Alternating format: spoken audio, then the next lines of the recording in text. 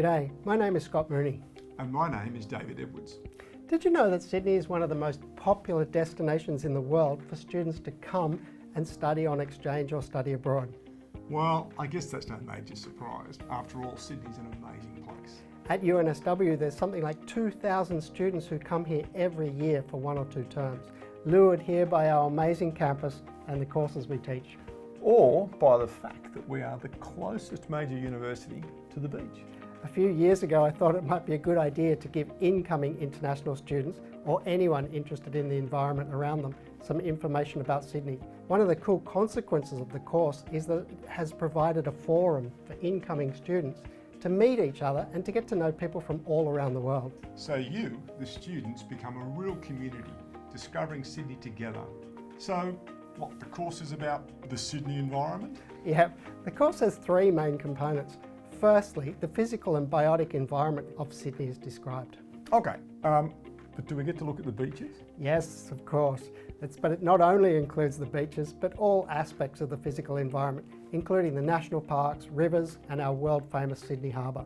In this component, we also learn about the plants and animals of this beautiful region. Sounds great. All right, I guess the next bit's about people. Yep, the second component focuses on people, considering Indigenous people of the region and in Australia more broadly.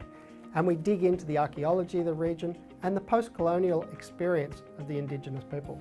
Does that mean we also cover the European history of the region? We sure do. We look at the development of Sydney as a global city, and then the final component considers the contemporary environment and environmental issues.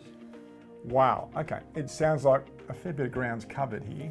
Well, I guess that I'd emphasise that we cover a lot of material, but I don't ever expect students to learn all of this. It's an introduction to these issues, and we delve deeply into some issues, but the learning outcomes are accessible to students from any academic background. Okay, that sounds all right then. All right, so how's the course taught?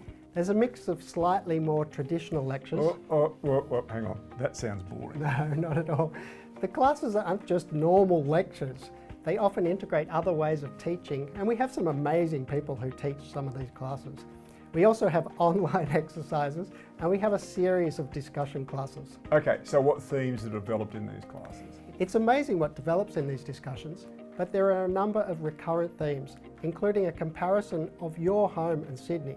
And that has many spin-offs, if you'd like, including concepts of home, homesickness, and connection to place. Okay, I would imagine that this might also lead to discussions on Indigenous perspectives on land and land ownership? Yep, dead right. In fact, in the past, students have found our discussion about Indigenous issues in Sydney as one of the more profound aspects of the course.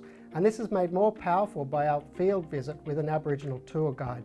Okay, wow, that sounds great. All right, well, you know, one of the things that always surprises me is that students come to Sydney and Australia more generally, and they have this idea that we don't have any environmental issues.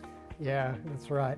Exploring what happens when a city of 5 million people is developed on a biodiverse and highly unique landscape is always interesting.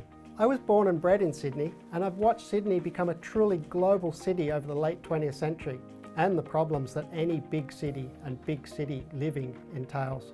Yeah, well, of course I wasn't born in Sydney, and I remember when I first came to Sydney and coming from a smaller town north of here near Newcastle, and I was just shocked at the size and the pace of Sydney. From both David and myself, I'd like to warmly welcome you to Sydney and to BEES6601. Yep, and we look forward to getting to know you all in the upcoming classes, and we hope you enjoy the course.